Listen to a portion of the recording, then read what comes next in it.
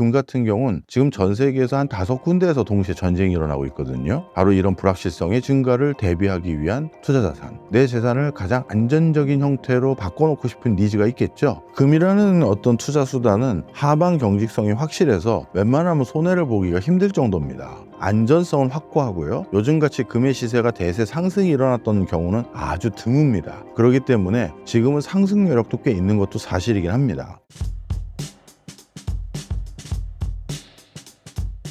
안녕하세요. 명지대학교 실물투자분석학과의 박정호 교수라고 합니다. 반갑습니다. 최근 안 오르는 자산이 없습니다. 이유가 무엇인가요? 가장 큰 이유가 물론 하나의 이유로 설명드릴 수는 없습니다만 공통분모는 역시 유동성 공급이 계속되고 있다. 그리고 코로나19를 극복하기 위해서 과다하게 일시적으로 유동성을 공급했던 것을 제대로 회수하지 못하고 있다. 이렇게 설명드리는 게 좋을 것 같습니다. 지금 사실 유동성을 결정하는 전 세계의 가장 키 플레이어는 연준입니다. 많은 국가가 연준에서 기준금리의 추이를 결정하면 거기서부터 자유로울 수가 없거든요. 그런데 이제 본격적으로 연준의 금리 인하 기조가 본격화되는 게 아닌가, 이게 가장 큰 이유입니다. 사실 연준이 올해는 물가 상승률이 2% 선을 유지하지 못하고 관리하지 못하는 상황에 있다 보니까 연준 입장에서는 금리 인하 기조를 조금 천천히 가져가야 되는 거 아닌가, 이런 생각도 가지고 있었습니다. 하지만 지난번 연준에서 금리 인하를 전격 단행한 것은 말 그대로 트럼프의 외압으로 인해서 금리가 인하된 부분이 분명히 있습니다. 그리고 내년 5월이면 연준의 파월 의장의 임기도 끝나는 상황이죠. 자, 그렇다면 이제 연준의 금리 인하가 본격화될 것이다 라고 보는 건 일반적인 추세입니다. 그렇게 되면 전 세계적으로 유동성의 공급이 더 풍부해질 수 있는 여지가 생기는 것이죠. 그다음 두 번째입니다. 요즘 전 세계적으로 일어나고 있는 특징 중에 하나가 내부적인 소요들입니다. 프랑스도 대규모 시위가 일어나고 있고요. 네팔도 그렇고 인도네시아도 그렇고 정말 전 세계 국가들이 정도의 차이만 있을 뿐이지 엄청난 대규모 시위들이 많이 일어나고 있는데요. 그 시위의 가장 근원적인 원인들을 전부 살펴보니까 엄청난 국가 부채 문제, 그리고 그 국가 부채 문제를 해결하기 위해서 증세라든가 아니면 젊은 세대에게 과도한 책임을 지우는 행태, 이것들 때문에 붕괴했던 면들이 상당히 많이 복합적으로 섞여 있었습니다. 그런데 그들 국가들이 이제 과도한 국가 부채를 줄이고 오히려 이제 재정 건전성을 도모할 수 있는 상태냐 살펴봤더니만 그렇지가 못한다는 거죠. 그렇다면 앞으로도 많은 국가가 재정 적자, 국가 부채 증가, 이런 것들이 고착화될 가능성이 있다, 이런 판단이 들어선 겁니다. 결국 국가들이 돈을 더 쓸 수밖에 없는 구조에다가 금리까지 낮아지기 시작한다면 이거는 또 한 번의 유동성 랠리가 시작되는 게 아니냐, 바로 그것 때문에 모든 투자 자산이 올라갈 수 있는 근저의 힘이 됐고요. 그런데 이 과정에서 몇 개의 자산들은 별도의 요인들이 있습니다. 대표적으로 금 같은 경우는 지금 전 세계에서 한 5군데에서 동시에 전쟁이 일어나고 있거든요. 바로 이런 불확실성의 증가를 대비하기 위한 투자 자산, 그리고 각 국가마다 다 부유층들은 있습니다. 근데 그 부유층들 입장에서는 국내에 이런 정치적 소요와 내란에 가까운 이런 시위가 일어나니 내 재산을 가장 안전적인 형태로 바꿔놓고 싶은 니즈가 있겠죠. 그래서 선택한 게 또 금입니다. 그래서 금값도 단기간에 급등하기 시작했고요. 그 다음에 이제 전 세계적으로 스테이블 코인의 바람까지 불기 시작하면서 비트코인을 중심으로 한 가상자산 시장에 대한 관심도도 높아지기 시작한 겁니다. 그리고 주식 쪽에서는 AI, 로봇, 메타버스, 이런 전통적인 새로운 기술주에 대한 숙성 단계까지 이르기 시작하다 보니까 이런 각각의 개별적인 요인들도 복합이 돼서 요즘 모든 자산 시장이 달려가고 있는 상황입니다. 벼락거지가 되는 기분을 느끼시는 분들이 많은 것 같습니다. 어떻게 대처해야 하나요? 예, 맞습니다. 사실 유동성 장세에는요, 이렇게 생각하시는 분들이 계세요. 나는 적극적으로 투자하지 않고, 괜히 투자했다가 내 돈 까먹을 수 있으니 그냥 나는 정기 예적금, 그리고 그냥 안정적인 은행의 그냥 저축 상품, 이런 거에 투자하겠다, 이렇게 생각하시는 분들이 계십니다. 그런데 그러면 현상 유지를 하는 것이 아니라 오히려 퇴보하는 경우가 많습니다. 유동성 증시 우리 여러 번 경험해 봤어요. 코로나19, 글로벌 금융위기 극복하겠다고 또 그때도 유동성 뿌렸죠. IMF 외환위기 극복하겠다고 해서 또 그때도 유동성 뿌렸습니다. 그런데 그럴 때마다 그것 때문에 올라갔던, 어떻게 보면 증시에 거기에 편승해서 돈 번 사람들과 가만히 있었던 나하고는 상대적 빈곤 차이가 커진 거예요. 바로 그러다 보니까 항상 유동성 장세에는요, 가장 안정적인 형태로 뭘 하겠다 이런 생각을 하시면 안 되고요. 나도 내 지금 현상 유지를 하기 위해서라도 뭔가 액션을 취하실 필요가 많습니다. 그래서 지금은 각각 자신이 잘 아는 분야뿐만 아니라 뭔가 추가적인 기회를 얻을 수 있는 파트에서 적극적인 투자를 하고 있는 상황인 것 같고요. 그런 것들에 대해서 우리도 뭔가 스터디를 하고 액션을 취하지 않으면 점점 손에 잡힐 듯한 뭐 아파트라든가 아니면 내 재산 증식의 기회가 더 멀어질 수도 있습니다. 내가 투자 경험이 많지 않거나 이런 분들 같은 경우는 남의 목소리에 의존해서 투자하는 경우들이 꽤 있습니다. 예를 들어서 유튜브에 나왔던 굉장히 믿을 수 있을 것 같은 분에게 그분의 의견을 따라서 투자를 한다든가, 나름대로 공신력 있는 어떤 기관이나 여기에서 추천한 거에 그냥 따라간다. 사실 그게 그렇게 좋은 효과가 아닙니다. 이렇게 설명드리면 좋을 것 같아요.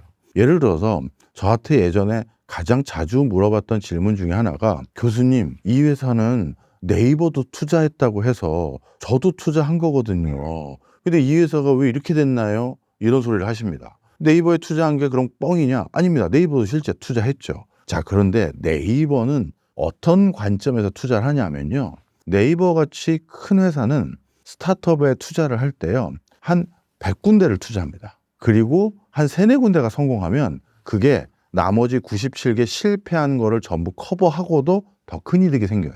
그러니 신문에서 나온 네이버가 투자했다는 건 그 100개 기업 중에 하나일 뿐입니다. 그럼 내가 네이버를 보고 투자한다라고 얘기하실 거면 네이버와 똑같이 그 100개를 다 투자하고 그 중에 3-4개 성공했을 때 나도 그걸로 빵 터뜨려서 나머지 투자한 거 손실분 다 커버하고도 이득을 보는 그 흐름을 가셔야 되는 거예요.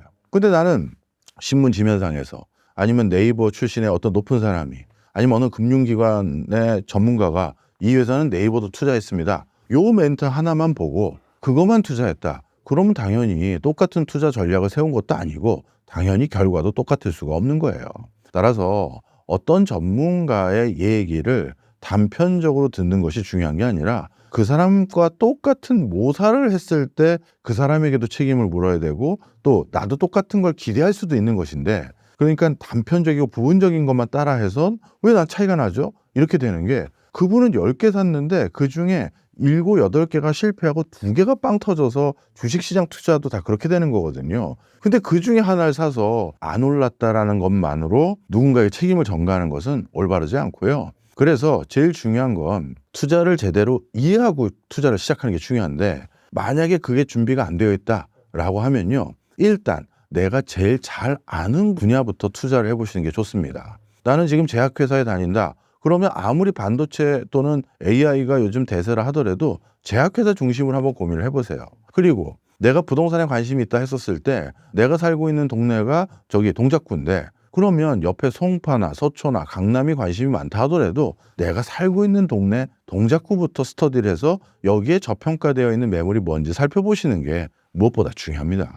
요즘 금이 안전자산이라며 많이들 사시던데 실제로 금값이 많이 올랐습니다. 이런 상황에서 금 투자 앞으로도 유효하다고 보시나요? 네, 금이라는 어떤 투자 수단은 하방 경직성이 확실해서 웬만하면 손해를 보기가 힘들 정도입니다. 그래서 안전성은 확고하고요, 요즘같이 금의 시세가 대세 상승이 일어났던 경우는 아주 드뭅니다. 그렇기 때문에 지금은 상승 여력도 꽤 있는 것도 사실이긴 합니다. 하지만 금이라는 것이 가져다 줄 수 있는 수익률이라는 것은 가장 요즘 수익률이 좋기도 했던 가상자산 시장이라든가 주식시장이라든가 부동산 시장에 비해서는 결국 내가 투자한 기간 대비 거두는 수익률은 금은 상대적으로 적을 수밖에 없는 게 일반적입니다. 그리고 이번에 단기간에 급등했기 때문에 앞으로의 상승 추세는 조금 둔감해질 수는 있어요. 떨어진다는 게 아니라 상승 추세가 둔감해진다는 얘기입니다. 그럼 결국 투자를 했었을 때 우리가 고민해야 되는 건 2가지지 않습니까? 안전성과 수익률인데, 안전성 측면에서는 금이 확실히 우위에 있는 건 분명한 사실이나 수익성이라는 관점에서는 그 금에 투자할 돈을 다른 가상자산이나 주식시장에 투자했었을 때 비해서 그 금에서 오는 수익률을 내가 진짜 만족할 수 있느냐, 이 부분에 대한 고민을 일단 해보셔야 될 것 같고요. 통상적으로 지금처럼 한 2개월 안쪽에 금의 시세가 30% 가까이 폭등했던 것은 역사상 드문 일입니다. 금의 시세가 30% 폭등할 때는 통상적으로 뭐 10년 가까운 시간이 걸렸던 적도 있고요. 그러다 보니까 요번에 이례적인 현상만으로도 금은 하방 경직성이 있어서 떨어지지 않으면서도 동시에 상승만 이런 속도로 계속한다? 이렇게 보시는 건 좀 위험합니다. 언제나 자산 폭등은 버블로 이어지는데요. 현재 버블 붕괴의 위험은 없나요? 사실 지금 좀 어떻게 보면 기업의 주가도 비싸진 구간대로 올라온 기업들도 많고요. 그리고 또 한 가지는 시장이 지금 과도하게 AI를 중심으로 한 여러 가지 섹터들이 좀 관심도가 높아지다 보니까 그런 미래에 대한 기대감 때문에 관심도도 높아지고 이게 주가까지 끌어올리는 부분도 분명 섞여 있습니다. 그러다 보니 여러 투자의 대가들은 현금 보유 비중을 좀 늘려놓고 있는 상황인 것 같아요. 자, 그럼 이런 상황에서 어떻게 해야 되느냐? 버블에 위험이 보이는 부분도 있긴 합니다만 모든 종목이 다 버블은 아닙니다. 정확한 제 진단은요, 이렇습니다. 버블 아니고 더 달려갈 섹터들도 있고 이제는 좀 여긴 과대평가됐는데 하는 게 지금 혼재된 상태입니다. 대표적으로 AI를 중심으로 해서 AI 시대를 견인하고 앞으로 리드할 회사들인 MS, 그다음에 구글, 그다음에 테슬라 이런 회사들은 아직 갈 길이 멀어요. 그런데 그 AI 열풍 때문에 저희 회사도 AI를 도입했습니다. 저희 회사 시스템을 AI와 로봇의 도입으로 어떻게 하겠습니다. 이런 회사들의 여러 비전들, 계획들이 발표됐지 않습니까? 그러다 보니까 그런 회사들의 주가도 AI 기대감 때문에 같이 뛰었습니다. 근데 이 모든 회사들이 정말 AI 전환이 잘 될 것도 아니고 또 실패하는 회사도 있을 거거든요. 그러다 보니 이런 시대적 산업 패러다임의 변화로 인해서 지금 과대평가되어 있는 회사들이 혼재되어 있는 상태인데요. 그러다 보니까 모두가 버블이라기보다는 일부 버블이 있고 일부는 더 달려갈 이렇게 산업군이 나눠지고 있는 형태다. 이렇게 보시면 되겠습니다. 주가가 과대평가되어 있고 그다음에 실제 회사의 수익이 생각보다 적고 매출에 비해서 실제 수익 걷어가는 게요. 그다음에 앞으로 투자해야 될 비용은 더더욱 많고 이럴 때는 버티지 못하는 기업은 나락으로 떨어지고요. 그 기간 동안 견실한 비즈니스 모델을 찾지 못한 기업들도 나가 떨어집니다. 그런데 우리 그런 모습을 어디서 확인했느냐? 우리 닷컴 버블 있을 때 그 직전에 포털 사이트들이 얼마나 많았어요. 뭐 라이코스, 네띠양, 네이트, 코리아닷컴, 파란닷컴, 신만이 또 뭐 있었죠? 야후, 알타비스타 어마어마했습니다. 자, 그런데 그 포털 사이트들 중에서 지금 뭐만 남았죠? 네이버랑 다음 두 개만 남았습니다. 지금이 바로 그 상황이라는 거예요. 그래서 챗GPT, 그로, 퍼플렉시티, 제미나이 등등 이런 것들이 생겨났는데 저는 이것들이 전부 다 몇 년 뒤에도 그대로 존치한다 이렇게 생각 안 하는 부분도 있습니다. 누군가는 승자가 돼서 치고 나가는데 나머지는 주저앉거나 아니면 아예 역사의 뒤편으로 사라지는 것들이 생길 거거든요. 따라서 그런 관점에서는 뭐 닷컴 버블과 유사하느냐 하면 유사한 면도 있다. 하지만 닷컴 버블 때와 다른 점은 닷컴 버블 때는 웹에서 제시하는 다양한 서비스를 누구도 유료로 청구하지 못했어요. 다 고객을 모으기 위해서 무료로 줬죠. 그런데 그걸 한번 경험했던 이 AI 시대의 IT맨들은 AI 이런 것들을 어떻게 제공하고 있죠? 유료로 제공하고 있습니다. 그러니까 이미 수익 모델이 발현돼서 가동되고 있는 회사들이 있다는 거예요. 그 얘기는 달리 말하면 아주 나락으로 떨어지는 회사들도 생각보다 적을 수 있다. 이렇게 말씀드릴 수 있습니다. 최근 삼성전자 주가 상승 어떻게 바라봐야 할까요? 실질적으로 어떤 삼성전자의 내재적인 어떤 성과 그리고 내재적인 실적 이런 것들이 완벽하게 개선됐기보다는 사실 주가가 먼저 조금 달려가는 부분은 분명히 있습니다. 하지만 이 주가가 달려가도 될 만한 충분한 이유도 같이 혼재되어 있는데요. 지금 어떤 상황이냐면 TSMC라는 맛집이 있습니다. 그 맛집에 나도 뭔가 주문 넣으려고 줄을 서 있어요. 그러다 보니까 지금 AI 시대가 본격화돼서 나도 시설 투자 막강하게 들어가야 되고 데이터 센터 잔뜩 구축해야 되고 또 추가적으로 더 증설을 해야 되는데 그런데 TSMC라는 맛집에 가서 그걸 부탁하려고 했더니 한참 기다리라는 거예요. 2년 뒤나 만들어줄 수 있다는 거예요. 그만큼 주문이 밀려 있거든요. 그런데 이 맛집 옆에는 항상 어떤 집이 있죠? 사람 한 사는 집이 하나 있죠. 맛집 옆에는. 사람들이 1시간 동안 줄 서서 맛집에서 먹을지 아니면 지금 당장 옆에 빈자리에서 먹고 갈지 이거 고민하는 게 우리 사실 우리의 일반적인 고민이잖아요. 바로 그 옆집 한산했던 집이 삼성전자입니다. 그런데 지금 일론 머스크마저도 이제 내가 로봇 사업을 본격화해야 되고 인공지능 사업을 본격화해야 되는데 엔비디아에서 칩 받아다가 구축할 때는 한참 걸린단 말이죠. 타이밍 놓칠 것 같은 거예요. 그래서 삼성을 찾아갑니다. 그래서 어떻게 하느냐? 아직 미국에 공장도 지어지지 않은 상태인 거 아는데 내가 미국에서 공장 짓는 것도 도와주고 어떻게 물건 만들 수 있는 건지도 도와줄 테니 내 주문 좀 미리 받아다오. 사실 공장도 없는 회사에게 발주를 넣어버린 겁니다. 그 다음에 얼마 전에 AMD를 비롯해서 다른 회사들도 삼성을 찾아왔던 이유가 TSMC가 만들어줄 때까지 기다렸다가는 이게 언제 끝날지 모르겠는 거예요. 바로 이런 구조적인 상황들, 이 구조적인 상황들을 보고 야, 삼성이 완벽하게 날개를 핀 건 아니지만 그럼에도 불구하고 고공행진을 할 수 있는 여지가 생겼구나. 바로 이런 것들이 확인됐다 싶어서 주가가 견인되기 시작했고 오르기 시작한 것이죠. 삼성전자 주가가 사상 최고치인데 실체 없이 너무 많이 오른 거 아닐까요? 저는 그 부분도 또 100% 동의하지는 않습니다.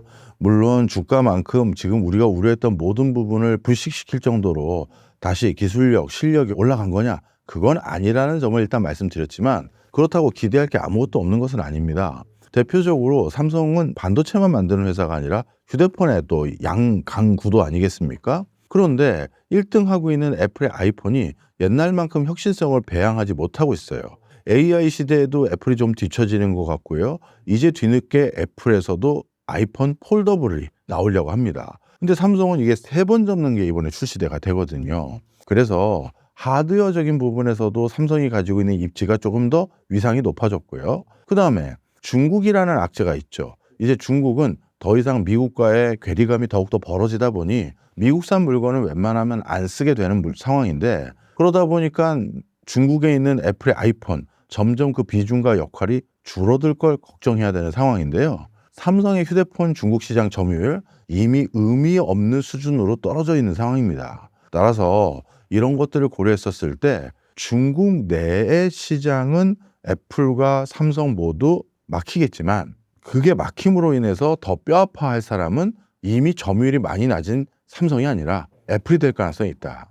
그리고 뒤에서 삼성 휴대폰을 지금 엄청 쫓아오고 있는 게 샤오미를 비롯한 중국산 휴대폰들이잖아요. 근데 중국 휴대폰을 중국 바깥에 영미권 국가들, 즉 미국과 우호적인 관계를 구축한 국가들에서 그걸 많이 대거 사서 쓴다? 이거는 미국 정부가 권장하는 일이 아닙니다. 통신 안보라든가 이런 이슈가 있기 때문이죠. 그러다 보니까 진하고 있는 중국 휴대폰 시장의 휴대폰이 한국 시장을 비롯해서 전 세계에 급속히 침투하는 것을 또 나름대로 막을 수 있는 기회가 있는 것이죠. 그러다 보니까 이런 맥락 속에서 저는 관련 업계를 조망하고 있습니다. 그리고 올해 연말부터 내년 초에서 삼성이 새로 시작한 프로젝트인 이 스마트 글라스라고 해야 될까요? VR, AR 기기를 이제 처음 출시하는데요. 여기에 대한 시장의 기대감도 큽니다. 바로 이런 행보들이 아직까지 삼성 주식이 무조건 고평가되어 있다 얘기하기에는 기존 악재는 이미 노출이 돼 있고 새로 발굴되는 호재가 더 많기 때문에 주가도 기대해 볼 만합니다. AI와 반도체 산업을 어떻게 바라봐야 할까요? AI 산업은 정해진 미래입니다. 이건 뭐 돌이켜지지도 않고요. AI 기술 만들어 놓은 게 퇴보하지도 않을 겁니다. 오히려 AI는 어떻게 보면 반복적으로 많은 일을 더 많이 할 수 있기 때문에 지금은 우리가 조금 앞서 있고 익숙한 일들도 AI는 쉽게 따라잡습니다. 바로 그런 세상은 이제 대세가 됐기 때문에 부정하거나 의심할 필요가 없어요. 단, 이 AI 시대가 본격화되었을 때 그 중심에 놓여져 있을 회사가 무엇인지만 잘 찾으면 우리가 텐베거라고 하죠. 뭐 이런 정도의 성과를 거둘 수가 있는데요. 대표적으로 이것도 예전에 우리나라에서 이통사 사업 시작했을 때를 떠올려 보시면 됩니다. 이제 개인마다 손에 핸드폰을 들고 다닐 시절이 온다라고 했을 때 우리 그 당시 기억나실 거예요. 016, 017, 018, 019, 011 등등 수많은 이통사에서 서비스를 시작했습니다. 근데 그 이통사 중에서 지금 남아있는 곳은 딱 3군데입니다.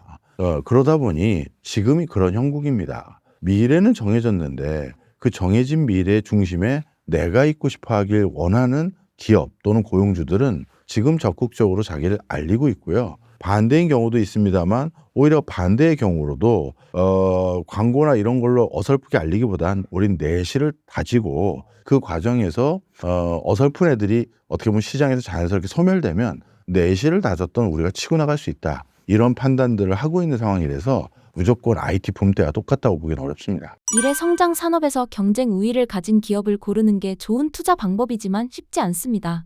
이런 유망 기업을 미리 찾아낼 수 있는 방법은 무엇일까요? 일단 그런 노하우를 가장 많이 가지고 있는 것은 사실 내부자입니다. 우리나라 반도체 삼성전자에서 근무하는 사람이었을 때 본인들이 기술의 숙성 단계가 어디까지 왔는지 정확히 이해할 수 있고 반도체 개발 단계는 어디까지 왔는지 반드시 이해할 수도 있을 겁니다. 그런데 이 바깥에 있는 사람들은 그럼 어떻게 하느냐라고 했었을 때 이렇게 보시면 좋을 것 같아요. 당사자는 아니기 때문에 모를 수는 있지만 반드시 어떤 이런 촬영물 앞에서 뭔가를 하거나 할 때는 그 가운데 그 뭐 막대 삼각대도 꾹 받쳐놔서 흔들림이 없도록 하는 것처럼 본인들이 제일 정확하게 분석할 수 있는 것들에 대해서 흔들림 안 갖는 견해를 먼저 갖습니다. 그래서 제가 이런 소리 합니다. 투자를 하기 앞서서 마음다짐부터 해라. 견해를 확실히 해라. 자, 무슨 소리다? 견해가 왔어요. 전문가들도 다 그렇다고 하고 나도 그런 확신이 들어요. 그런데도 투자 못하는 사람은 못해요. 왜? 오랫동안의 기질이 투자를 해본 경험이 없기 때문에 그냥 주저하는 거예요. 노름하는 것 같다고 생각하고. 그런데 이제는 우리 21세기는 자기 월급만으로는 노후가 보장되지 않는 세상입니다. 그렇다면 뭔가 어느 순간인가는 나의 철학 아래 지금이 그 타이밍이 됐다. 이제는 돈을 지르자라고 하면서 내 철학 기반의 이런 행동을 해야 되는데 그런 것들을 앞으로 더 누가 잘하는지를 주목하면서 우리의 일자리의 지킴이 역할을 계속해야 되지 않을까 이렇게 생각합니다. AI처럼 유망하게 보시는 산업이 있으신가요? AI의 연장선이라고 할 수 있는 로봇 산업입니다. 우리가 로봇이 결국 AI의 연장선이라고 얘기하는 이유가요. 우리 사람을 모사한 휴머노이드 로봇 이런 거는 주변의 상황을 인식하는데 가장 많이 필요로 하는 감각기관은 눈입니다. 눈이 전체 어떤 나의 생각의 80%를 좌지우지하거든요. 자, 그렇다면 의류에서도 똑같은 효과를 거두려면 아프리카 오지를 가거나 그럴 때 검은 옷을 입지 말고 다른 옷을 입어야 되는데 저는 검은 옷을 입고 간다라고 하면 자, 이거는 상황이 다르고 맥락이 다르니까 이 행위는 각각 달리 해석이 되겠고 내 마음가짐도 달라질 거예요. 그런데 투자에선 그러면 성과를 못 거둡니다. 그래서 투자를 할 때는 이게 마음가짐부터 다스려야 되는 게 있는데 이번 기간 동안 그런 걸 적어도 3-4권 이상은 할 수 있지 않을까 이런 생각을 해봅니다. 우리나라에서 로봇 산업의 두각을 나타내는 기업들이 있나요? 일단 첫 번째로 삼성전자를 꼽을 수 있습니다. 우리나라에서 가장 혁신지향적인 로봇을 만들어낼 수 있는 회사들이 예전에 카이스트 교수님들 팀이 설립한 회사가 있는데 그 회사의 이름이 레인보우 로보틱스인데요. 그거를 삼성전자가 얼마 전에 인수했습니다. 그 얘기는 본인들이 개발 비용까지는 다 커버 안 하고 그게 만들어지면 기술 사다가 똑같이 만들어서 팔겠다 뭐 이러거나 아니면 내부에서 쓰겠다 이런 건데 바로 그런 관점에서 가장 큰 유사점과 차이점은 첫 번째는 이런 카테고리를 만들 수가 있고요. 두 번째는 부동산 투자를 계속 하는 사람들의 특성 중에 하나는 부동산 투자를 이미 해서 돈을 벌어본 사람들은 부동산 투자에 관심이 더 높습니다. 왜냐하면 한번 해봤기 때문에 두려움이 덜한 거예요.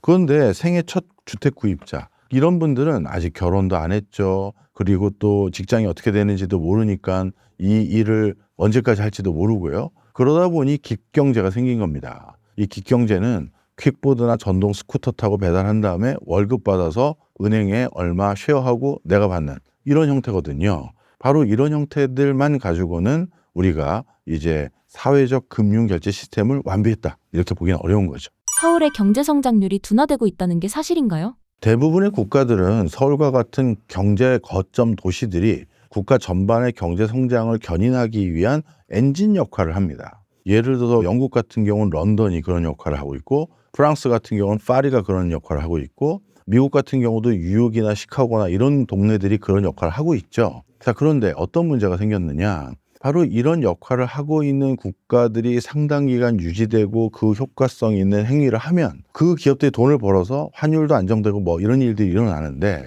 지금 일본 같은 경우는 그런 선순환이 깨졌다는 거예요. 말 그대로 은행에 돈을 맡기면 소정의 이자가 나오긴 하지만 물가 상승률보다 못하거나 이게 의미 없는 수준의 소득 보전이 이루어질 수 있겠다, 이런 생각을 한 거고요. 그럼 이런 상황에서 차선책으로 선택할 수 있는 건 필요한 물품을 좀 나눠드리고 버티십시오 하는 거라고 아주 노골적으로 전 표현하고 싶습니다. 외국 같은 경우는 앞에 있는 그 선도 도시들, 우리로 따지면 서울 같은 역할을 하는 도시들이 엔진 역할이 돼서 자꾸 혁신을 이끌면서 다른 도시들을 끌고 나가는 구조입니다. 이런 걸 로코모티브 모델이라고 하는데 우리도 또 그런 구조였거든요. 서울에서 대부분의 혁신이 유발되고 지방에선 그 혁신의 결과물들을 생산하는 제조 공장 역할을 하고 뭐 이런 식으로 업무 분장이 돼 있었는데, 그런데 이 서울의 경제 성장률을 대한민국 경제 성장률보다 낮은지 그다음에 높은지 비교해 봤더니 서울이 더 낮은 거예요. 그러니 이거는 서울이 한국 경제를 성장하는 핵심 역량을 만들어내는 역할을 온전히 수행하지 못한다는 게 드러난 거죠. 서울이 지금 미래 혁신을 위한 산업공단이라든가 R&D 캠퍼스 이런 게 많은 게 아니라요.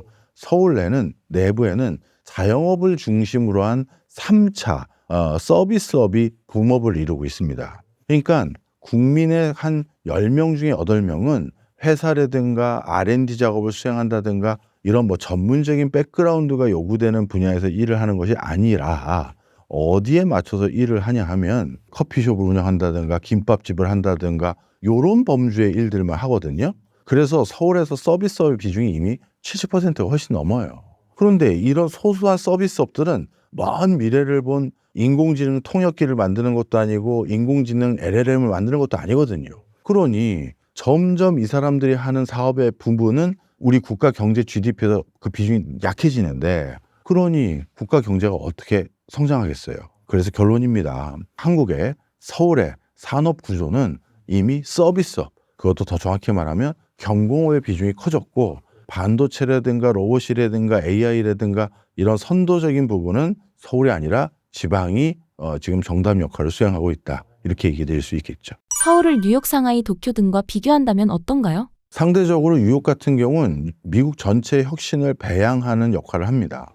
그러다 보니까 증시가 뭔가 좋으면 미국 그 국책은행들, 시중은행들의 투자 수익이 좋아지는 거죠. 그러다 보니까 그 과정에서 오히려 뉴욕은 금융을 기반으로 미국 경제를 훨씬 더 빨리 돌게끔 견인하고 있고요. 그 금융을 중심으로 한 각종 서비스업이 고부가가치 서비스업이다 보니까 뉴욕 같은 경우는 미국 평균 성장률보다 더 높습니다. 그러니 엔진이 아주 왕성하기 때문에 그 밑에 있는 걸 더 끌고 갈 수 있는 여지가 앞으로도 기대가 되는 거죠. 근데 우리 서울은 진짜 5인 이하 영세하게 소상공인으로서 김밥 만들어 팔고 뭐 예를 들어서 국수 만들어 팔고 이런 걸 하는 분들이 태반이다 보니 미래에 대해서도 큰 기대감을 갖기가 어려운 거죠. 서울의 경제 성장과 경쟁력에 비해 부동산 가격이 과도하게 오르는 현상은 어떻게 봐야 할까요? 이거는 일견 이상하게 보일진 모르겠습니다만 전 세계적인 흐름입니다. 지금 전 세계 인구가요, 2008년 언저리를 기준으로 했었을 때 유엔 인구 보고서에서 이미 우리 인류의 절반은 도시에 살기로 결정했다. 도시에 살고 있습니다. 근데 앞으로 그 추세가 더욱더 높아질 거예요. 왜냐하면 나라는 사람을 지금 다니는 직장이 아니라 또 다른 직장에 내가 더 채용당하려면 대부분의 회사는요, 많은 분들이 오해하시는데 대기업처럼 사람을 뽑을 수가 없어요. 1차로 대규모 초등학교 몇십 개씩 다 어떻게 보면 빌려가지고 필기시험 보게 하고 그거 무슨 수능처럼 전부 분석해서 합격입니다, 불합격입니다 통보하고 그 다음에 서류 전형 끝났으니까 면접 보고 실무자 면접 본 다음에 임원 면접 보고 그리고 최종 합격을 했다? 야, 로드가 너무 많이 걸립니다. 그러다 보니까 그런 시간도 그런 자금 여력도 없는 사람들 같은 경우는 지금 어떻게 하느냐?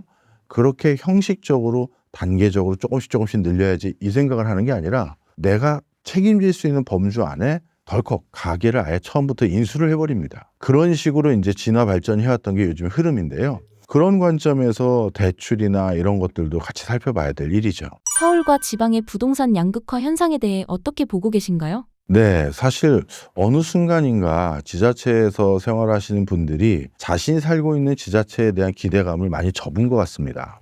저는 지금도 정부 부처나 국회의원들의 의뢰를 받아서 뭔가 자기 고장, 그러니까 자기 출마 지역 이런 데에 대한 시장조사 보고서를 만들어서 갖다 드리거든요. 근데 여기에서 이제 놀라운 공통점이 있습니다. 한국의 사람들이 뭔가 크리에이터로 활동할 때 그걸 지원하기 위한 도구들은 전부 한국산 물건을 들고 와서 이런 걸 써보라고 합니다.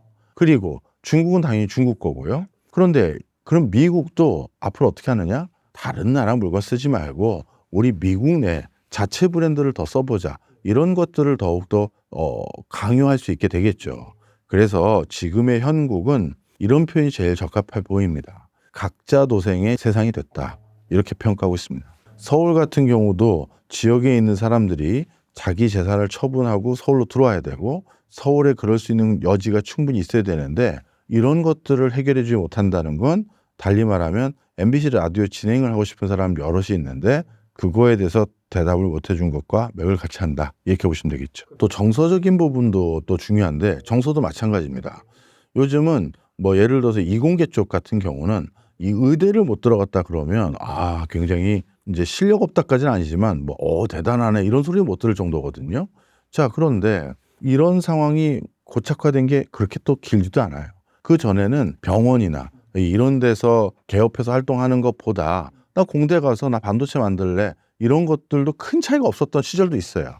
근데 이게 점점 벌어지면서 방금 말씀 주신 것처럼 양극화나 이런 것들도 일어나게 되겠죠.